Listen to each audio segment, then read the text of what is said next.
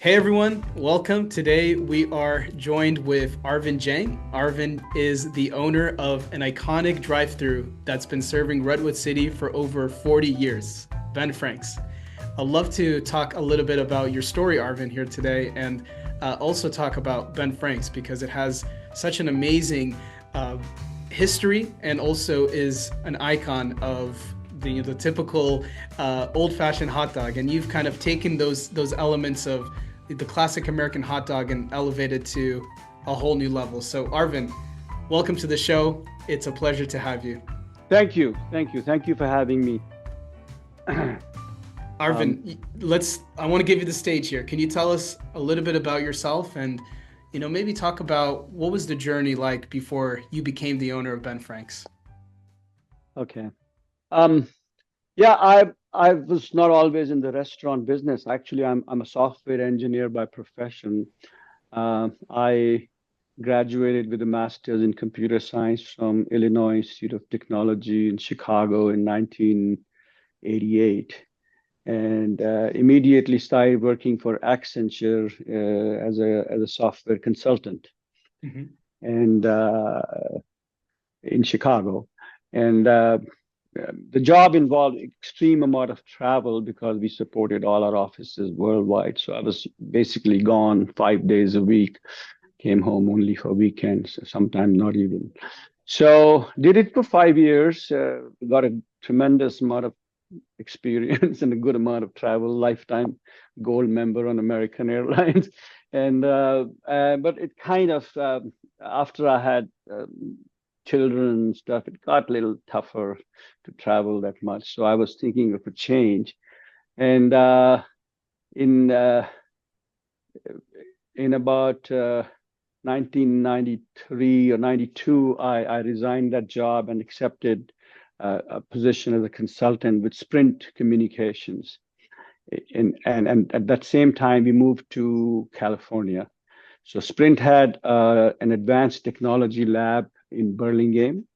So that's where I worked, and we were living in San Mateo that time. And so that's how I got started in this area.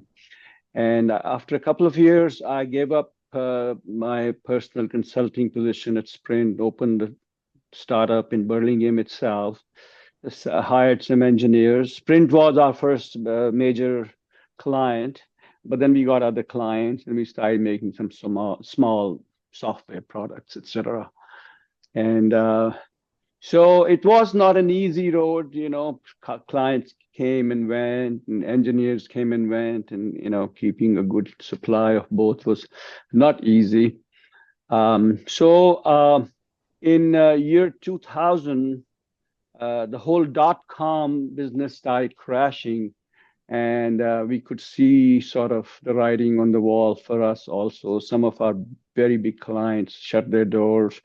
So we were worrying about ourselves. And then one of our clients offered to buy us out. And although we would have preferred to continue, we didn't want to take a chance. So we accepted their offer. It was a pretty handsome offer. I made some money, and so the senior engineers did as well. And so all the engineers went to work for the new company, Keen.com.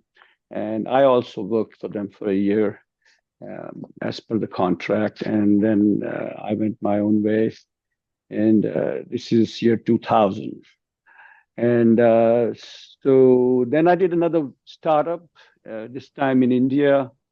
It was not that successful. We lost a lot of money on that. And I came back to the US, thought of getting a job. The job market was terrible at that time. There were especially no jobs for ex-CEOs of small software companies. So I realized I had to do something new. And at that time, uh, uh, I've teamed up with my neighbor's son, who were good friends of ours also, and Nick and I. He had an idea that he wanted to open a chain of healthy fast food restaurants. So we explored the whole idea. We met some senior, experienced people. They all seemed to advise us the same thing that we should look at what In-N-Out Burger was doing. and because that was the big story at that time and big success, etc. So, but the long and short of it was that we needed to, if the idea was good, we needed to have our first property, first restaurant as a proof of concept and take it forward. So Nick identified the Ben Frank's in Redwood City as a possible location, and he found out that the owner was a gentleman called Steve Hiller. Steve Hiller is the son of the famous Stanley Hiller, uh, the Hiller Aviation family. You may have seen the Aviation Museum at the San Carlos Airport when you drive on 101, and that is the same family. So Steve, as a young man, started this chain, and he envisioned, I suppose, hundreds of restaurants and franchises. I mean, Steve's a billionaire. He's not going to be happy with onesies and twosies. So he wanted a very big operation. So we approached Steve Hiller, and basically Ben Franks was not even up for sale or anything. We just met him for advice, and he's a very, very nice gentleman. He gave us his time and advised us on what we should do. He even thought our idea was good. And by our second meeting, we basically asked him if he'd sell us Ben Franks. And to our surprise, he agreed to that very shortly at pretty good terms, and so that was good. And but at that time, Nick, my partner, dropped out. He had some other business interests as well, so I was left alone. And so I still pursued the whole thing and acquired Ben Franks by myself. And so I asked Steve Hiller what he thought if I had changed the menu. So he said, it's your restaurant. You can do what you want with it. But I can tell you that if you stop the hot dogs, I'll get a lot of phone calls with complaints. So that was my first experience of how popular and cult-like the following of this place is. And and then I took over the business, and I saw how people loved the food. And incidentally, in my college, I had always worked in restaurants, so I was familiar with the food business. But I had never experienced a restaurant where people can tell I'm the owner even when I'm working there, and they'd seek you out and they'd seek me out and tell me how good the food was. I hear people like, please don't ever shut this place down and stuff like that. So okay, I'd go to the bank and say, you own Ben Frank's? Oh my God, I love that place. So slowly it dawned on me how popular this place was. So the first thing I decided was I am not going to take away this menu at all. I mean, it is so very popular, it would be not the right thing to do. So at the same time, I wanted to continue with the healthy food concept, and there's nothing wrong with hot dogs the way they are made, especially our hot dog. But there are other options as well. So what I have done is that anything new I added, I tried to make it organic, and that we have added vegetarian and chicken products as well. So that was the start of my involvement with the Ben Frank's restaurant and the chain, although now there's only one restaurant left. I'm glad you didn't take away the hot dogs because, the Louisiana is my favorite, and I also tried the chicken wings. So you've sort of like evolved the menu over time, and I find that to be like I think what stands Ben Frank's apart. So that's awesome. Thanks for giving us a bit of your history, a bit of Ben Frank's history, but I'm very curious. So I remember we spoke a few times, and you mentioned that Ben Frank's has a very, very deep history within Hollywood and the Bay Area. Can you share a little bit more about the history of Ben Frank's with us? Okay, let's talk about the Hollywood location. I mean, The iconic one. Talk about history. It blows everything else away. But I must admit to you, we can't take all the credit for it. Basically, the Hollywood Ben Franks was even founded before this Ben Franks was. And although our Ben Franks is a little play on Benjamin Franklin's name, uh, the Hollywood Ben Franks was originally started by a gentleman called Ben Franks. So I think Mr. Hiller acquired it in order to strengthen his trademark on the Ben Franks name, That's smart. because that other Ben Franks was a cafeteria, a diner kind of place. So, but we did end up owning it. So we are by default now the custodians of its history and everything, Yeah. including this.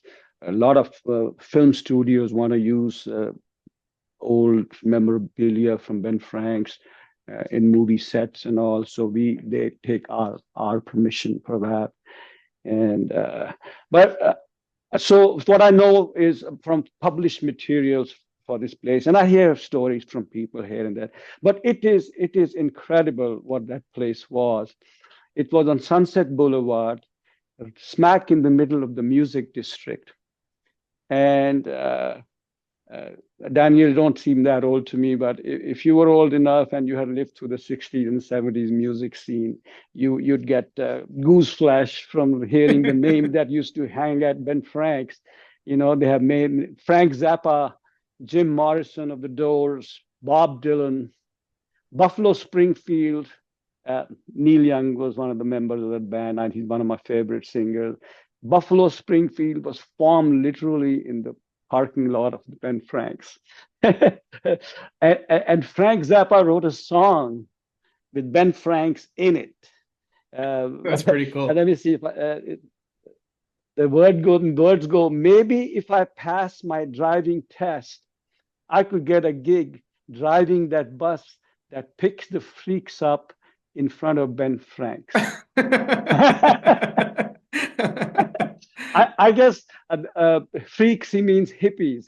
Yeah, hippies, yeah. The hippies preferred to be called freaks. That was a more acceptable word. So, but it actually hilarious. has Ben Franks in the line, the song. Yeah. So we are associated with that Ben Franks, and I don't know how long Steve ran it actively, and if how much they tried to combine the menus, etc. But apparently, it was closed in 1996 as Ben Franks, and they were allowed to continue as Mel's Diner. Yeah. Which sounds like another TV show name, doesn't it? Mel's Diner. So, but the whole thing was that he got a trademark on the Ben Franks name. So that was the relationship with that one. But I get just a couple of years ago, I had to give another permission for another movie called Less Than Zero. I don't know if it ever got made, but yeah, it was an iconic place of Los Angeles, Hollywood area. That's amazing. That's amazing. Arvind, do you have maybe like a favorite story or like historical moment that's tied to Ben Frank's, whether it's at your restaurant or with the brand as a whole? Could you share us a little bit about, some of the best moments that you remember of Ben Frank's? I mean, Ben Frank's literally it's been present in this location. This is the last man standing type of location. It's been there for all these years, and it has literally shaped the culture of the local area. I hear stories, like I said, if I go to the bank, I hear stories. Everybody, the moment they find out I own Ben Frank's, I hear stories. I met this older gentleman the other day. He said, "Oh yeah, when we were young, we used to go sell old beverage bottles and cans at the recycling center, and with the money we'd go and eat hot dogs at Ben Frank's." Those kind of stories I hear. And one funny one was when somebody walked up. This was like in the beginning when I had just bought the place and I wasn't too familiar with a lot of the history. And they said, I think they must have said that, is this the place that's owned by Tina Turner? So I'm not a big and Tina Turner is a very old player, and I didn't know he was a 49er. So I didn't even know who Tina Turner was. So I thought he said Tina Turner, the singer, Yeah. Tina and Ike Turner. so I thought that was such a ridiculous concept, that how could Tina Turner own Ben Franks? I mean, obviously you're in the wrong place. that no, this is not owned by Tina Turner. so few days later, I happened to talk to Steve Hiller. And so a funny thing happened. Somebody came up and asked me if this was owned by Tina Turner. He said, "Oh no, they must have said Tina Turner," and that's when I found out that Tina Turner, the 49er, was one of the early franchisees of Ben Wow. Franks in the city. So That's that was amazing. funny. Wow. Well, Arvind, yeah, the restaurant industry is also one of it has some of its amazing qualities to it, right? You have the historical significance of Ben Franks and all the well, you said cult-like following that you've acquired over the years. But I'm sure coming from software, as an entrepreneur and coming into one of the toughest industries, which is the restaurant industry, I'm sure it didn't come with it came with its fair share of challenges, I assume. Um, I guess in your last almost 20 years owning Ben Franks, what were some of those challenges that you faced and how did you overcome them? Yeah, challenges are continuous. First of all, when I bought the place, it was Steve Hiller himself admitted that he had not even been managing this business. It ran on autopilot for many years. So very outdated technology. I mean, they had a cash register, which was like those key type of things, Yeah. and they Those didn't old accept, school ones. yeah, and they didn't accept credit cards. Can you believe it? Only Wow. cash only. So first step was to update all those technologies. We got a new POS system and started taking credit cards, etc. I mean, adding credit card obviously was a great Yeah, addition to that's a business right no-brainer. away. Yeah, and I saw it grow. I mean, it was like 10% credit card, 90% cash, and the mix slowly kept changing, and now we're looking at like 60-70% credit card and the rest Yeah. cash. So that was a big portion of business they were missing by not offering credit cards. um, there are there are many points of failure in. I bet you it's the case with all restaurants. This is the first one I've owned. There are many points of failure, and things keep failing. For example, we don't have gas laid out at this place, so all the appliances are electric, Mhm. and so they have a lot of electronics control, the thermostat, and they keep breaking down from the extreme heat. And I'm told gas appliances don't break down, but we have no choice. And when they break down, it's a very big situation. They have to come Yeah, in and huge repair them. expense. It costs as much as uh, repairing them to as buying a new appliance, literally. So those are the challenges on a daily basis that one has had to deal with. Uh, the refrigeration was like it was custom built, like cabinets in the wall with pipes running and there was this old compressor chugging along outside, and it used to break down almost once a week. So finally ripped it all out, got modern refrigeration system in there.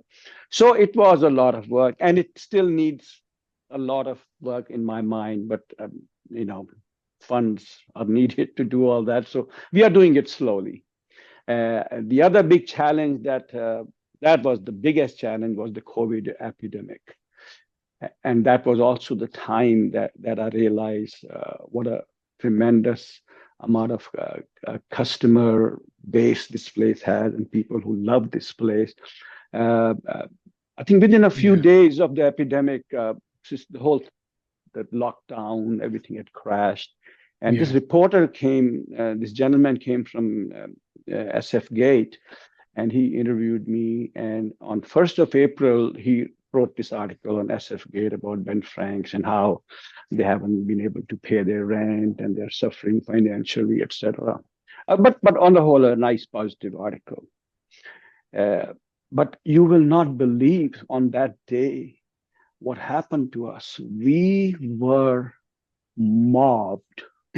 People came from every direction. People came from Sacramento to support us. They didn't want to see us shut down. And the most touching was this young man. He bought some hot dogs for $30 or so, and then he tells me, "Can you sell me $20 more worth of food?" So I kind of looked at him oddly. It's like, what kind of? So he said, "Oh well," he said, "My boss gave me $50, and he told me, he said, go spend this at Ben Frank's." I mean, this is the. By evening, we ran out of everything, bread, buns, everything was gone. We had to I'm sure shut you couldn't have down. predicted Yeah, that. but that was so touching to Wow. see how people love this place. That was how I found out how much this place was loved.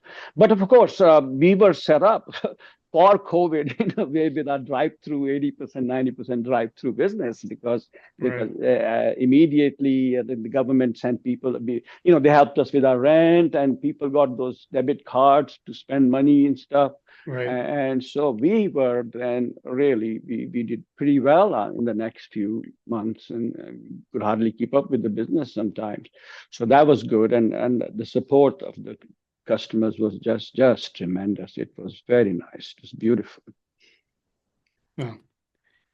How has the restaurant industry changed over the past 2 decades since you've been the owner of Ben Frank's? Um, well, whatever I find out, I mean, you see something from the ground level, but you read in the press, and Yeah. uh, one keeps thinking maybe the fast food wave might be over eventually. Fast food gets a lot of bad press, but unhealthiness, etc. But I think fast food uh, is the almost the backbone of the country for people's daily food needs. It's true. Uh, It's uh, true. uh, um, I think most of the people can't even boil an egg anymore. People cannot cook. And this is the kind of society we have now. It's like it's all specialization. Hey, I'm a web developer. I'm a coder. Why the hell should I have to cook? I can the DoorDash food, whatever. So people depend on restaurants in their neighborhood for food, and fast food is very much part of it. What I am seeing is that ma and pa family type of operation in fast food uh, have a challenge to compete with the In-N-Out burgers and the Chick-fil-A's of the Right. world. I mean, they literally suck away all the business. I mean, uh, I remember when the Chick-fil-A in Redwood City opened near us. I had not even realized there was one opening, and one day it was like zero business at lunchtime. And I said, "What happened today? Was there an atomic strike somewhere or what? What happened? Has everybody just disappeared?" Then I found out that there was this Chick-fil-A that had opened their doors. So it took a few days for our business to even come back. So I mean, there are times when I see our restaurant is basically doesn't have that much business, uh, but Chick-fil-A and In-N-Out are packed, and so it's hard to compete for family businesses. Uh, so I mean, we are so well received, and then we Yeah. find it kind of hard to compete with these big chain. I can't imagine the lesser known fast foods how they must compete, and maybe that's why we don't see too many of them. Yeah. It's very very hard to compete with these big chains. So that is. Uh, so I guess that is one of the changes I would say that now you're not only just competing with McDonald's. Now there are many chains that have come Right. up, successful ones, and maybe even McDonald's is finding it hard perhaps to compete with In-N-Out or something. Who Exactly. knows? So that is a major change in the industry. But eating out every time prices go up and all, like prices went up a lot recently, Absolutely. and I waited till almost just last month to raise my prices. I just didn't think I could sustain such high prices, but there was no choice because all the costs have gone up so much, rents have gone up. So we did raise our prices. But everybody said there were articles in newspapers that fast food business is going to suffer. People are going to start eating more at home. So maybe people did for a few days, and the people came back. That's right. So Yeah. I think it's here to stay. It's as long as we all keep doing a good job and keep varying our menus. Like I told you earlier, that when I add new items, I try to add organic and other options which are not just meat. I have chicken and stuff like that. Like we added this organic chicken breast sandwich. Now imagine that we grill an organic free-range chicken breast, we slice it, and we make it into sandwiches. There's no nitrates, no preservatives, nothing. How much how much more healthier can you get? That's So right. we have that option too. So, people, if a car full of people comes, everybody may not want a hot dog. So we have those options for people. Uh, Vegetarian dog to me was kind of in the beginning, it's like it was an oxymoron, It is So it. I didn't start a vegetarian dog for many years. Yeah. I said, no, we don't have a vegetarian dog. Sorry. Then one day I got a call from and a landline, and I see the caller ID, Stanford University, and we get a lot of business from Stanford. So she said, "Do you have vegetarian dog?" I said, "No," and slam phone slam. So I said, "Okay, it's time to get Enough is enough. vegetarian." Yeah. Enough is enough. So I got the Yeah. vegetarian dogs as well. They don't sell not that much. People do ask about them, and that few people buy them, but they don't sell that much. Um, but I've added other pastrami products and Philly cheesesteak sandwich. So we have expanded our offering because I can see that a lot of people depend on restaurants like ours for their daily food needs. Yeah. I hear you. I think that competition is much tougher these days, and you have the large McDonald's and you have the smaller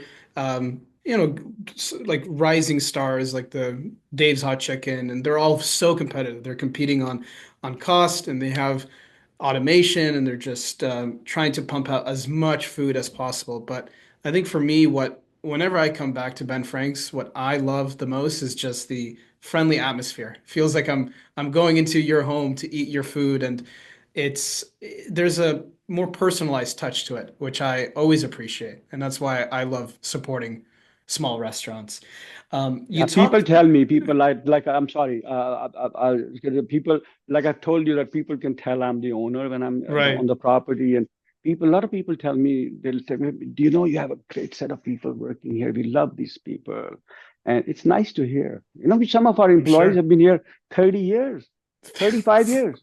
that's unheard of, Yeah, especially in yeah, the yeah, yeah. in you And know and, and it, another fact, Daniel, uh, uh, uh, you know. Anybody who works at Ben Frank's, they get free food. We don't even charge them 50%. They can eat anything they want. And they all start loving the food, obviously. And so when employees leave us to pursue other careers and grow up and stuff, they all keep coming back for the food. that So must be a it's good very, feeling. very interesting. Sometimes you see this middle-aged guy, he's a successful accountant or something, and he said, "You know what? I used to work here in the 80s. I was a young kid. I used to work here and stuff, and I still come here for the food." Yeah, like you So said, yeah, cult-like yeah, following.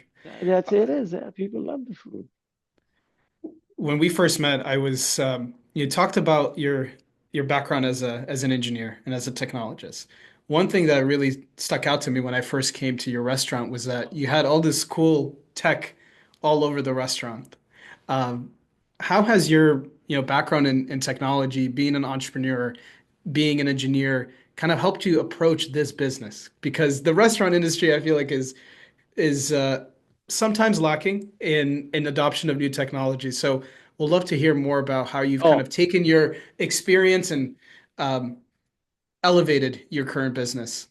Yeah. I mean, you said lacking, and I say I am kind of opposite of that, right? Yeah, And I see your point that, and I'm opposite of that because, I have this tremendous desire to add technology as much as possible to shave off cost, to increase efficiency and the general customer experience, right? For example, I don't know if you ever experienced our UPay system where we have these cameras installed, and as soon as you drive through, your license plate gets read. And we have what, uh, 400 people registered on this program where we have the credit card associated with the license plate. So, and like I said, a lot of our customers are regular. So they just pull up, the license plate is red, and we right. say, you want a charge plate? They say, yes, boom, That's so done. smart. So that they like it. Everybody doesn't trust system like that. They don't want to leave their credit card on file, etc. So we didn't get as much acceptance as we had hoped, but we have still enough people where we continue operating this payment system along with the other That's great. conventional payment systems. And I don't know, Daniel, if you experience. I don't know how long you have come to Ben Frank. A couple of years ago, we experimented with speech recognition for order taking process.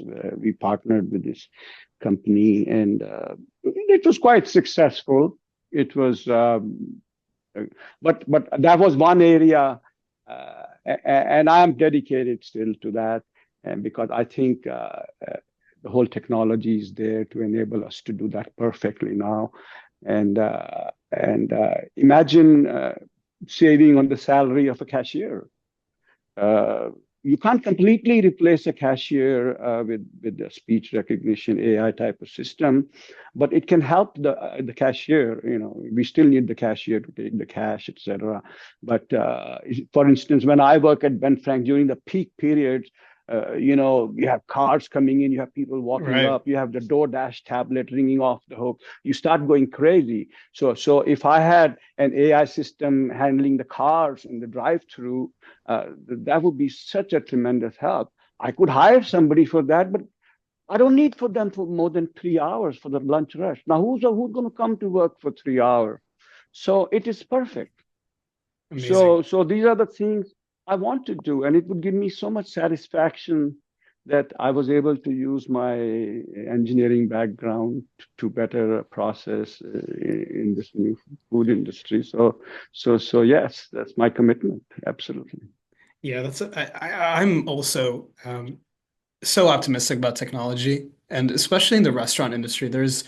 It's there's so many ways from, like you said, doing loyalty to taking orders at the drive-through over the phone that we can take these new technologies and help run the restaurant more efficiently, and eventually maybe even pass the savings on to the customers, right? Because I'm sure, as you mentioned, customers are Oh yes. becoming more and more price sensitive, and if you're able to reduce some of your overhead and pass those savings back, um, customers are going to appreciate the value that they get from eating Yeah. your food. So The kudos to you recent for, the recent price increase has actually been totally because of the labor cost increase right. because California increased the minimum wage, right?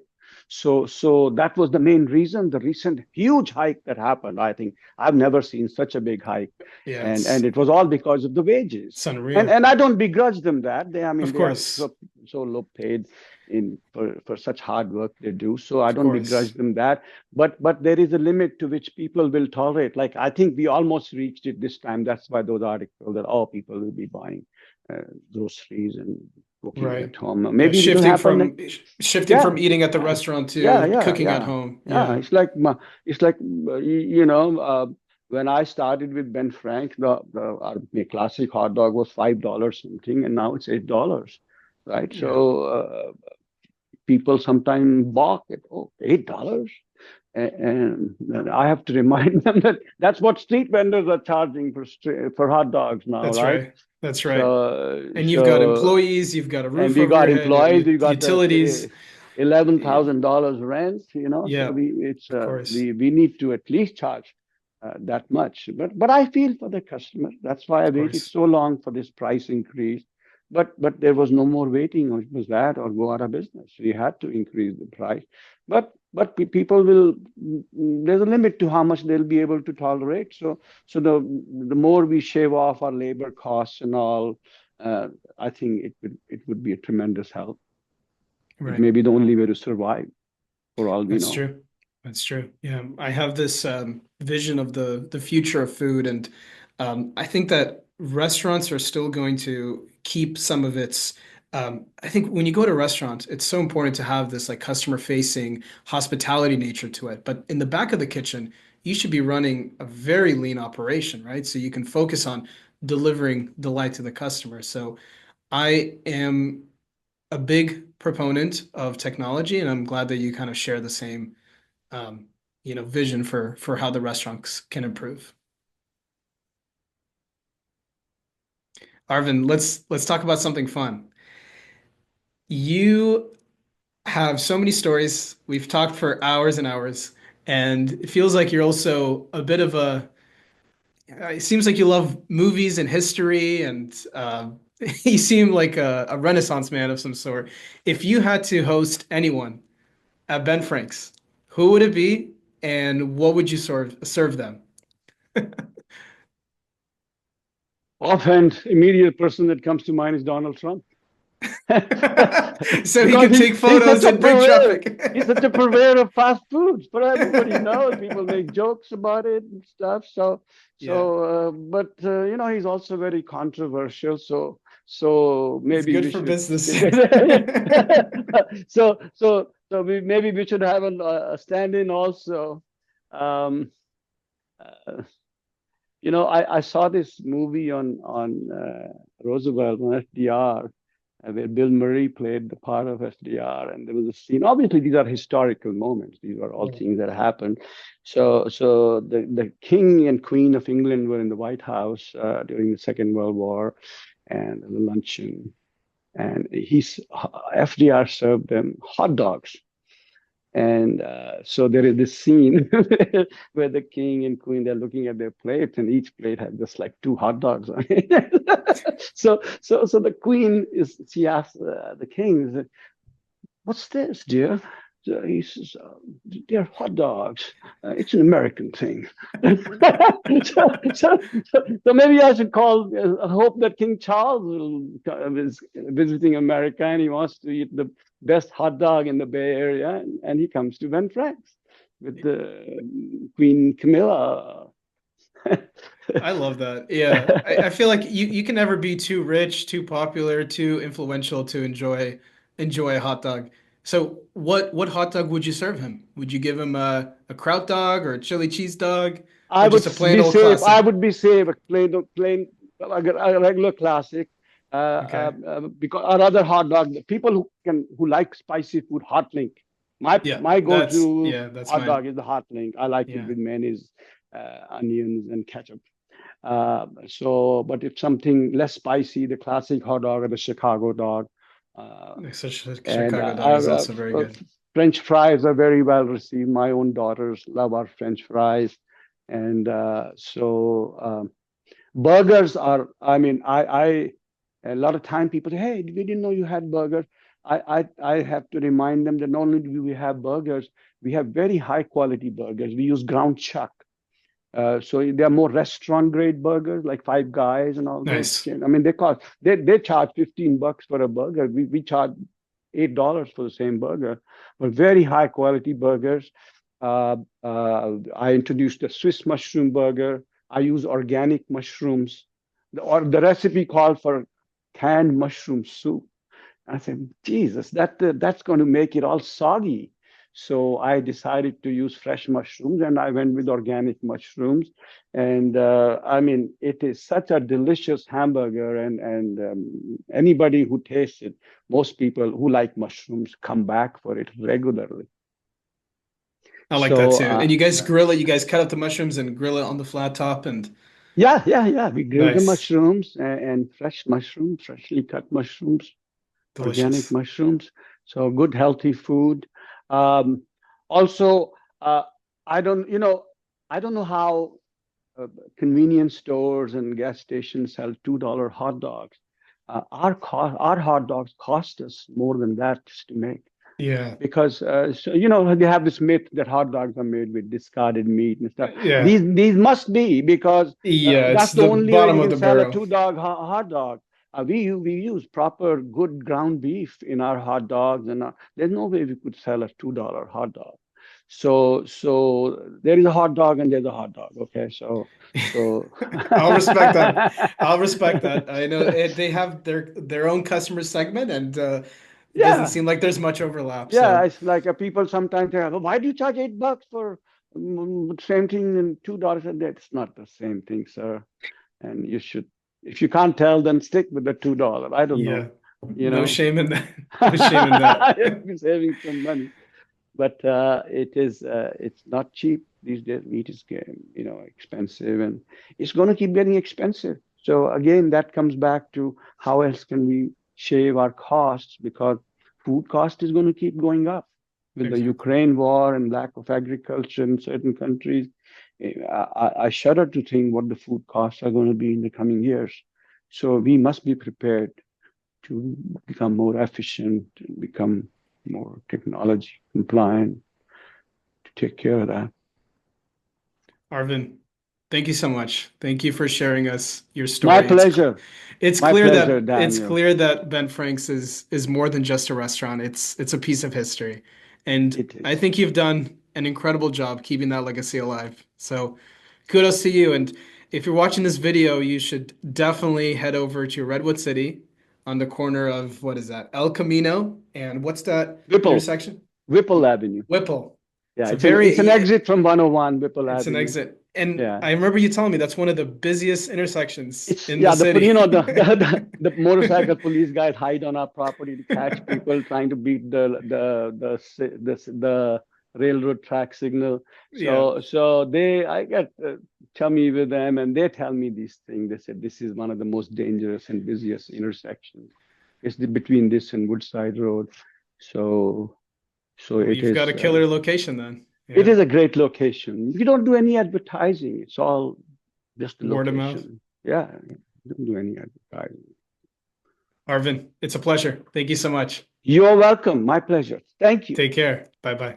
Bye.